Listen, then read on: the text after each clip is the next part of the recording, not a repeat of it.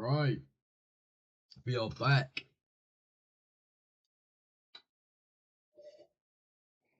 Finished my hot chocolate. Had a little break. We are back. What's that from? Hangover?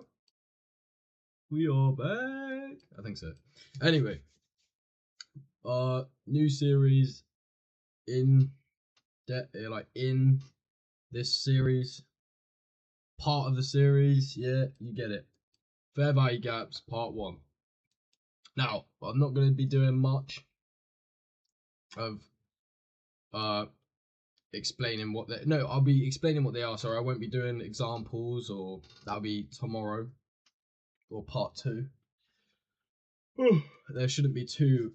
There will only be 2 parts of fair value gaps. I'm pretty sure, because it's not that hard to understand, but there is quite a lot of variations. So, fair value gaps, what are they? They are basically a liquidity void. So there are points of price, so an area of price where there is no resting orders. There is no liquidity in that point. And basically, if I show you, so it takes 3 candles to form a fair value gap. Do that. Do that. And then we'll do one like this. Doesn't matter what.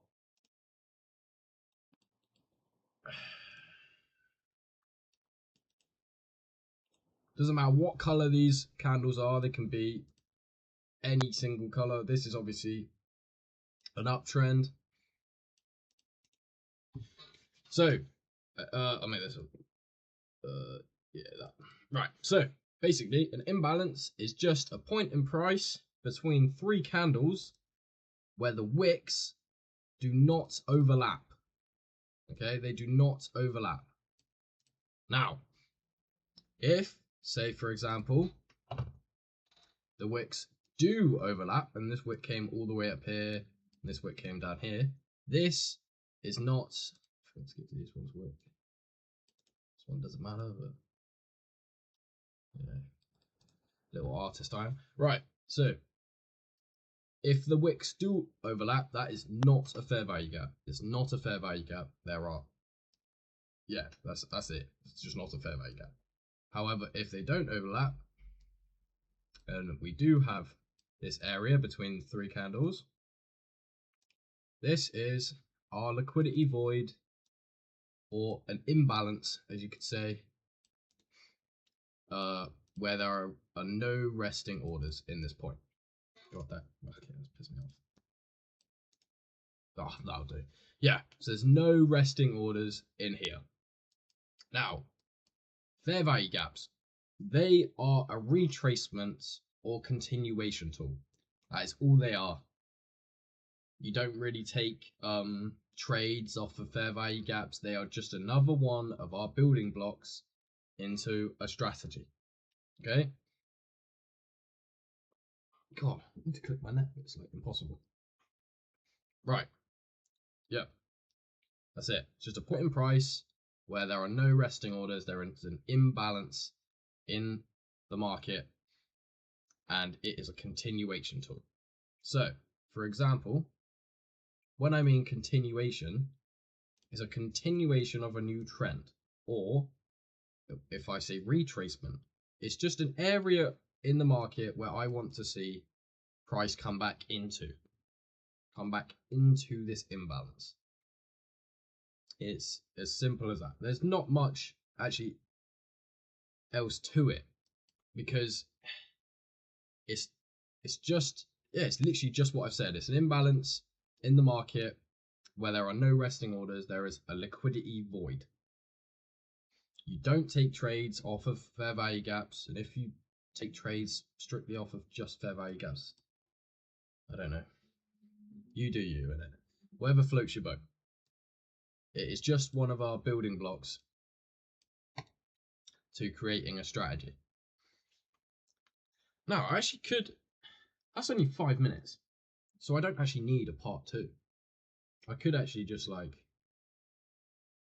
Well, I'll bring it back. I'm gonna go like see if I can find some more facts about fair value gaps, and then I'll decide if I need a part two. All right, I'm back. So basically, what I didn't go over for the last 5 minutes is that just to not confuse you guys, when I say imbalance, I mean it's the same thing as saying a fair value gap or an FVG or a liquidity void. They're all the same thing. It's just this point in price where these I want to call it a 3-candle pattern, but I don't use candlestick patterns like head and shoulders or double tops, roofs, because I don't see why it's basically gambling, but you know what I mean. I just don't use that, so I won't say it's a 3. It is a 3 candlestick pattern, but it's not a candlestick pattern. Stay with me now. So yeah, and then also why we want to use these. We want to use fair value gaps because price is always either moving to seek out liquidity or to fill an imbalance. That meaning, we've got liquidity here, so price is either moving to take out this liquidity, or because we have an imbalance here, it can fill this imbalance and then continue the trend upwards. You get it? It's quite straightforward. If we have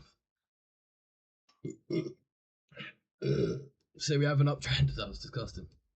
Say we have an uptrend here, right? It's going. Okay, just fucking fuck that. It's going up, right?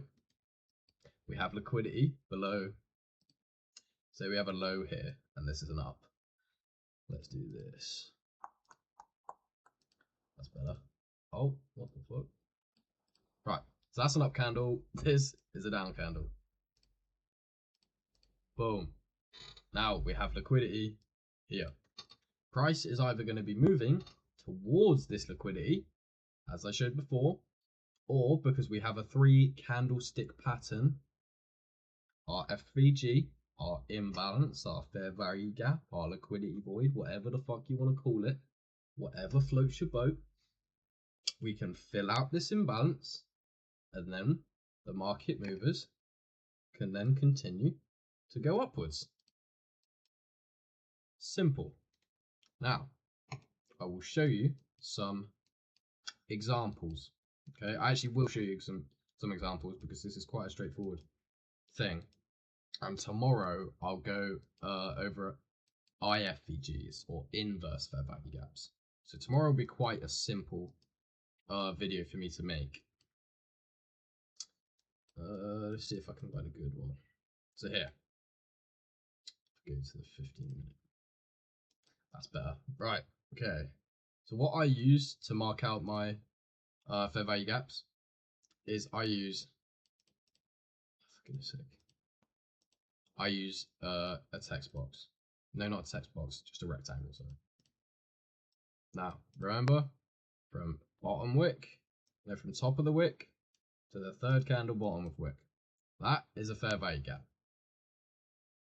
Now we also have a fair value gap here. I'll also go over tomorrow of what a breakaway gap is, which is this. I won't explain it now because we're going through fair value gaps. But tomorrow, inverse fair value gaps, breakaway gaps, the whole facade. So price pushes up, forms this imbalance, this liquidity void, this fair value gap. Price comes back into this area. Freaking hell, it's red.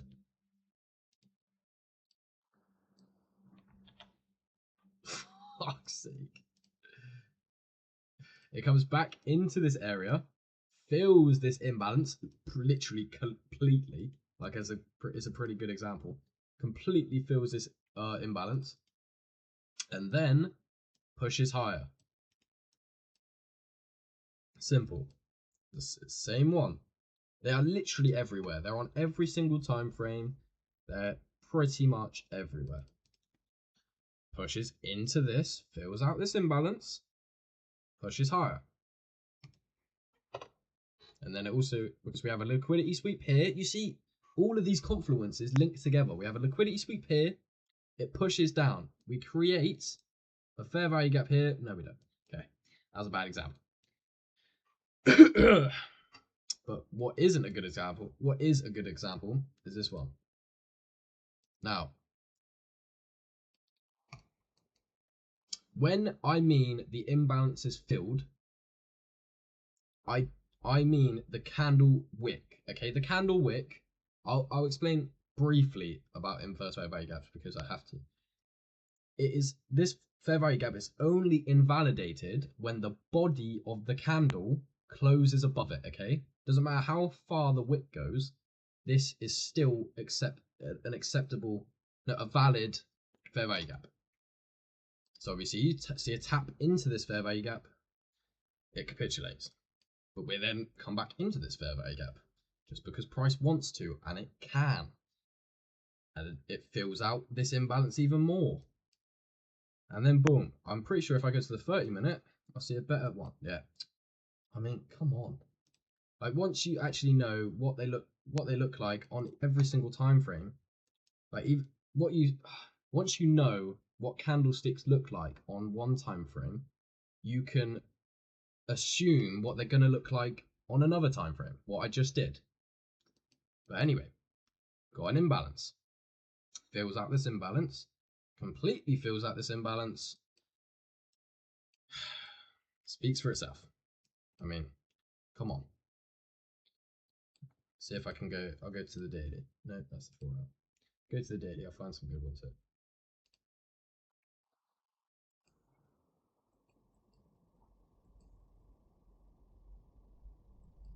Saying that, this will do.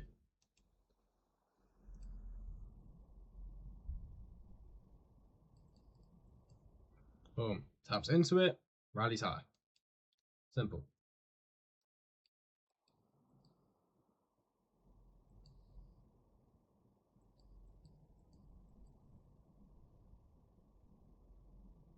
I mean, this isn't a great one, but it still shows you that it does happen. Taps into it, boom, goes to the floor.